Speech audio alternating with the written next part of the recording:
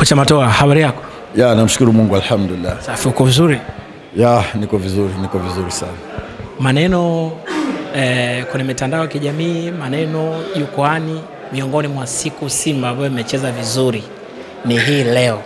Na wewe ndio ukiwa kocha mkuu, ukiwa head of technical bench. Tueleze nini ambacho kilikuwa nyuma yake mpaka hiko kikaja kupatikana kama kitu cha mwisho?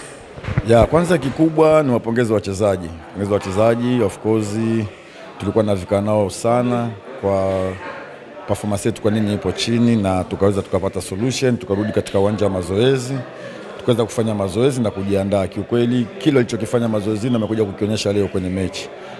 Niwapongeze sana kwa kweli wachezaji, na imekuwa ni kitu kizuri sana, kitu kikubwa sana kimefanyika leo, na timu mimi mwenyewe nimefurahi kwa sababu tumerudi katika shape yetu Simba kama tunavyotakiwa kucheza, na ndio kitu ambacho kwa tunakihitaji. Kwa hiyo mimi nawapongeza wachezaji, wameweza kufanya kile kitu ambacho tumeweza kuelekeza na kuweza kufanikisha kupata pointi 3 muhimu katika game ya leo.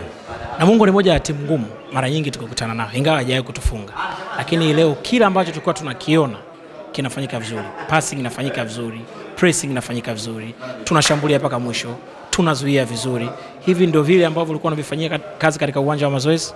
Ya, nafikiri ndio vitu ambavyo tulikuwa tunavihitaji na ndivyo tulifanyia sana kazi, kwa sababu huwezi kuja kucheza tu from nowhere kama hamjavifanyia vitu kazi. Kwa hivyo vyote vilivyotoka kwenye mechi ya leo vilifanyika katika uwanja wa mazoezi. Kwa hiyo ndio kitu ambacho sisi tulikuwa tunakitafuta, kwa sababu Simba siku zote tuna mpira wetu.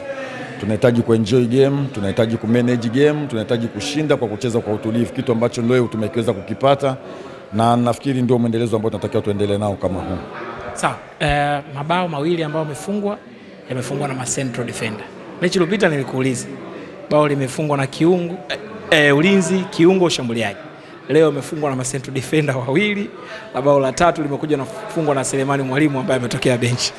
Ya, nafikiri kama uliangalia kipindi cha kwanza Namungo walikuwa wagumu, kwa maana walikaa sana nyuma na tulishindwa kuwafungua kabisa, kwa sababu hata kucheza mipira nyuma ya defender ilikuwa ni migumu sana kwa wao. Kwa hiyo tulibidi tuanze kupita kwa combination ili tuweze kucheza combination na kuweza kubreak line yao na kuweza kwenda kuscore.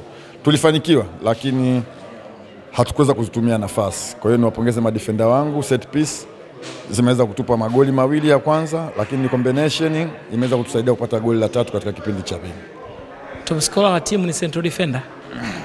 Ya, timizi kwamba timu yetu mtu yote anaanza kufunga. Kwenye timu siku zote ukiwa na mtu yote anaanza kufunga unakuwa una wasiwasi kuliko kwamba unamtegemea mtu mmoja. Tunahitaji kila mmoja anayepata nafasi kwenye timu yetu basi aweze kufunga, na ndicho kinachotokea kwa wachezaji wetu sasa hivi. Mwalimu, hapa ligi itasimama kwa siku kadhaa, kwa maana mwezi mzima, lakini ratiba inaonyesha katikati ya mwezi tuna mechi 2 za CAF dhidi ya Nsingizini kutokea Eswatini. Tutarajie timu taanza maandalizi moja kwa moja au ratiba ikoje? Ya, ni kweli FIFA break tuna mechi yetu ya kwanza Club Champion itakuwa ni tarehe 17. Kwa hiyo tunawapa kidogo mapumziko wachezaji ya siku 2-3, and then nafikiri Jumatatu tutarudi kwenye uwanja wa mazoezi kwa ajili ya maandalizi ya mchezo inayokuja. Shukrani sana. Asante sana.